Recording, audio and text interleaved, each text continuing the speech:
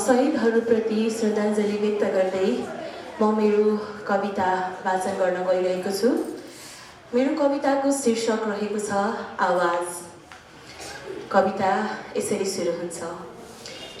यो देश मेरो पुर्खाको पेवा, मैले नगरी कसले गर्छ देशको सेवा भन्ने भावना सबमा पलाए अवश्य एक दिन यो देश बन्छ।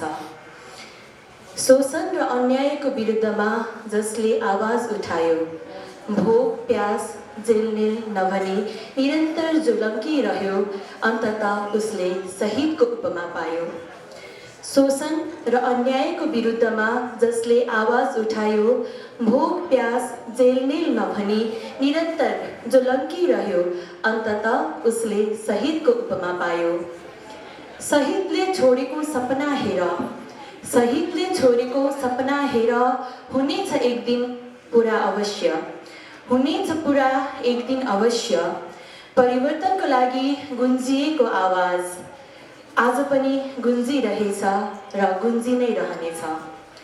परिवर्तनको लागि गुन्जिएको आवाज आज पनि गुन्जिरहेछ र गुन्जि नै रहनेछ। कोही आउँछ परिवर्तन लिएर भन्ने भ्रममा बस्नुहुन्न, कोही आउँछ परिवर्तन लिएर भन्ने भ्रममा बस्नुहुन्न। सत्य एउटै छ बिना स्वार्थ कोही आउन्न यहाँ, सत्य एउटै छ बिना स्वार्थ कोही आउन्न यहाँ। त्यसैले आफ्नो लागि आफै उठ्नुपर्छ, परिवर्तनको लागि एकजुट हुनुपर्छ। त्यसैले आफ्नो लागि आफै उठ्नुपर्छ, परिवर्तनको लागि एकजुट हुनुपर्छ। शहीदको अधुरो सपना पूरा गर्न, देशको सुन्दर मानचित्र साकार पार्न व्यथिति विरुद्ध आवाज उठाउनै पर्छ। शहीदको अधुरो सपना पूरा गर्न, देशको सुन्दर मानचित्र साकार पार्न व्यथिति विरुद्ध आवाज उठाउनै पर्छ। शिक्षकले